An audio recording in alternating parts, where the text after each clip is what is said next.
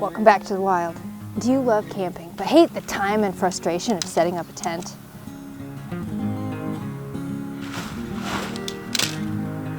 Hey everybody, it's Cypress, and today we're talking about pop-up tents. Do you love the idea of rolling into camp and having your tent materialize instantly? That's what you get with a pop-up tent. Lightning quick setup and takedown.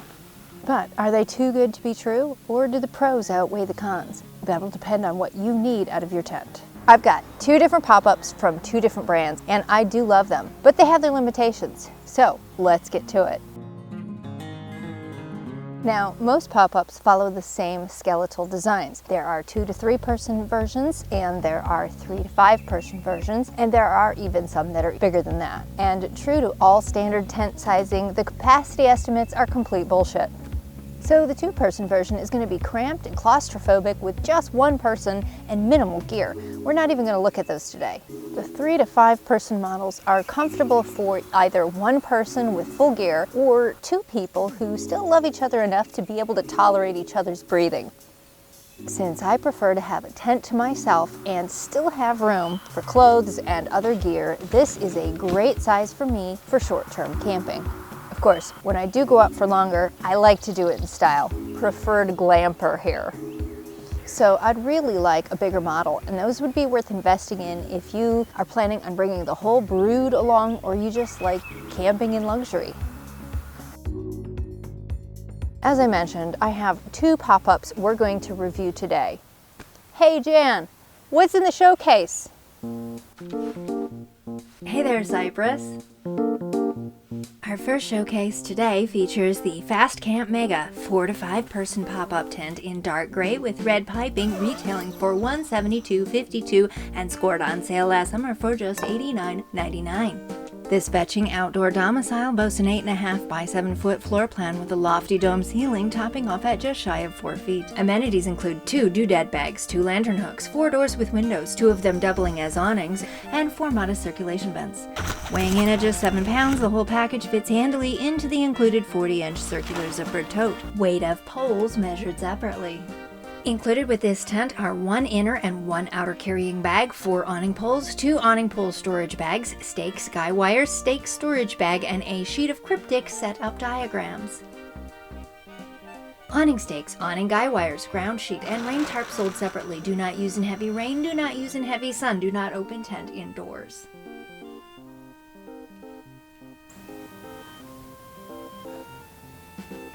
In Showcase 2, we have the generic brand XingChang Pop Up Tent in khaki for 3 to 5 or 5 to 8 people, depending on who's advertising and how tightly you cram in the bodies. Retail on this tent varies widely by seller, listed anywhere between $132 and $222. We found it for a refreshing $66.99. Interior living includes a 9 by 6.5 foot floor space with an arched ceiling reaching just under 4 feet. This tent features 1 doodad bag, 2 lantern hooks, 2 windowed doors, 2 side windows, and 4 generous circulation vents, as well as sun and UV protection. This structure weighs just 6.8 pounds and slides easily into the 38-inch circular zippered tote. Stakes, guide wires, and tent carrying bag are included. Stake storage bag, ground sheet, and anything else you might additionally need, you'll have to provide yourself. This tent is sunproof, windproof, and waterproof, but do not use tent in high sun, high winds, or heavy rain. Instructions not included. Wow, thanks Jan. You're welcome, Cypress.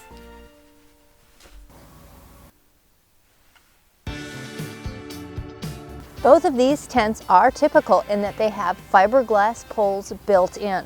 The walls are made of a polyester fabric, while the floors are made from polyester Oxford cloth between 201 and 210 denier. No, I have absolutely no idea what that standard of measurement means. Let's talk about the pros first. So what is so great about pop-up tents? First of all, they provide a nearly instant and highly entertaining setup. Takedown is also very quick and easy.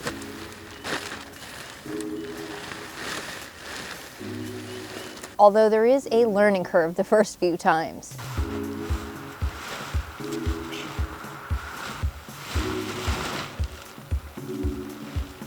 They're lightweight and fold down flat for easy cargo and storage. And honestly, they're really well made for what they are. I would consider them a mid-grade tent. The elongated dome shape of the interior is just a happy shape. I don't know how to explain it. These tents are just awesome for a quick car camping trip or putting the kids out in the backyard for the night. I bought these two for an overnight ghost hunting adventure where I and the squad needed to be able to focus on the task at hand and not worry about setting up camp. And since we rucked in all our gear, weight was also an issue. And these tents worked out perfectly. In fact, the next time we venture out, I'm gonna get a third one so we can each, all three of us, have our own tent. But what about the cons? Like anything, these tents are not perfect and they do have some drawbacks. First of all, you'll want to practice folding the tent back up. It is easy, but you do have to learn how and remember how. There are numerous online tutorials available, and I recommend a few practice sessions before you go out for the first time. Maybe even bookmark your favorite tutorial on your phone, just in case. Now, these mid-grade models are only single-walled tents, which means they are not going to be fully rainproof, no matter what the sellers claim. There are double-walled versions available at higher prices. Personally, I'm jonesing to get my hands on Ayamaya's model. I'm not familiar with their brand, but I really want to try it out. So the single walls mean these are just not serious tents for camping because they can't handle real weather.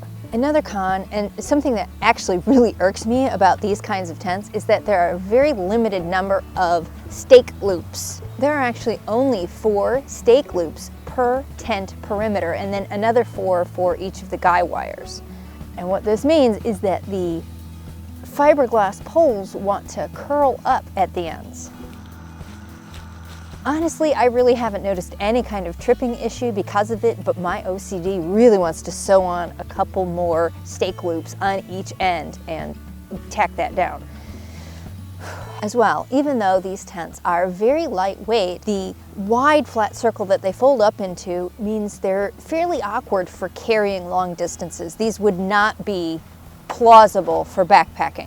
I have seen, however, that some of the models of this sort of tent do have straps on the carrying case that's sort of like a backpack to make it easier to get from the car to the campsite if you've got a ways to go. And finally, one thing that I've seen other reviewers complain about, but that I haven't personally noticed at all, is condensation. Apparently, pop-ups can struggle with air circulation to the point of retaining breath and body moisture. Both of my tents do have dedicated vents, and I have yet to wake up to any moisture inside the tent. But then again, I don't heavily expirate when I breathe.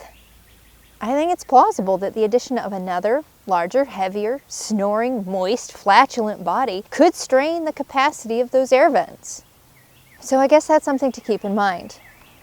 Now, with any product, there's going to be some quirks, and I want to point some of them out to you in helping you decide which model of pop-up tent you might want to buy. Okay, pole curvature.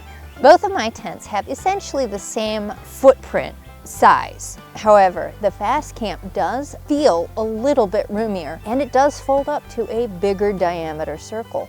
The broader pole curve circumference of this tent provides more headroom with that wider dome shape, and that little bit extra makes a big difference in how the space feels. I think window design is a big consideration. Sometimes it's just nice to be able to vent the window just a little bit to allow for airflow, but to also maintain privacy. But to do that, the window must attach at the bottom or the side. All 4 openings on the Fast Camp hinge at the top, which means they can be open all the way or they can be closed all the way, but there's really nothing in between. Although I can kind of fudge it with the side doors a little bit. But the XingChang has 2 doors that hinge at the side, allowing you to finesse the window open to whatever degree you need. Although frustratingly, this design also means that a rain shield is necessary over the zipper, and it does tend to catch like a bugger, meaning you need both hands to efficiently open the tent door. Not fun if it's the middle of the night and you're already in a hurry and clutching a flashlight and toilet paper. Now, not all pop-ups feature awnings. The Fast Camp is great for that, with 2, but there's a catch. The awning is the door flap. The So you can have the door closed, or you can have the awning, but you can't close the door without taking down the awning. When I was ghost hunting, I didn't even bother to take along the awning poles. Now, UV protection is something that's really important to me. I was really excited to see that the XingChang tent boasts a UV treatment. However, neither tent is rated to withstand prolonged direct sunlight. And I do find that the darker color of the Fast Camp offers a lot more UV protection than the treated light khaki color of the XingChang. So overall, both tents have good features and frustrating ones, and they're both typical of the kinds of things you'll see when you're doing your shopping for a pop-up tent. For my money, I prefer the Fast Camp. I think it's just a little bit better designed. Overall, I'm really happy with the pop-up style because it's easy. No, that's not even true. I just really like the magical, immediate way it pops into existence. I'm easily entertained. But the interior shape of these tents just feels good. And I am happy with the value for price, but definitely shop around for sales if you can. For a more serious tent, I am eventually going to want to upgrade to a double-walled version. A big value for me in having these mid-grade pop-up tents is that I now know that I really like a pop-up style tent, and it will be worth it to me to put down the money on a nicer, higher quality double-walled one. Additionally, I now have a couple of cheap tents that I can take with me on excursions with other people. I can let them stay in them without freaking out about how hard they're being on my tents and about breaking important tent rules like no shoes in the tent, ever. So there we are, pop-up tents. It's a win for me, but it's not necessarily going to be for everyone. Are they for you? I hope I've helped inform your decision. Thanks for watching. If you're new here, consider hanging around. But this is kind of a weird channel, so consider yourself warned. For my frequent flyers, I'll see you in the next video, and until then, keep your camping wild. But they have their limitations, so let's get to it.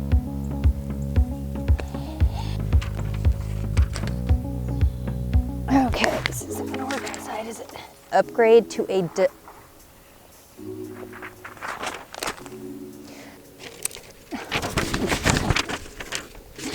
This is madness. Madness. Camping, but hate the frustration of the cars. And showcased outdoor domicile. This fetching outdoor domicile boasts an 8.5 by 7.5 wood. These include two of them doubling as awnings and more. In this video, I can't get 3 seconds between the cars. Oh, how is this audio? How bad is it? And 222. You're welcome, Cypress. All right, now, cars. So many fucking cars.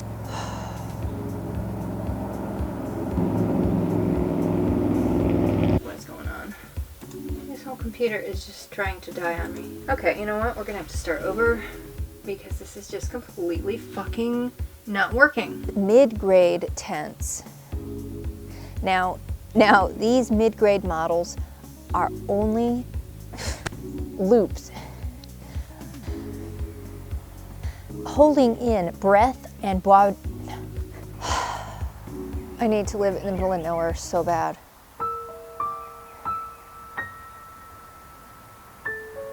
The Fast Camp, however, I think window design is a big consideration. Sometimes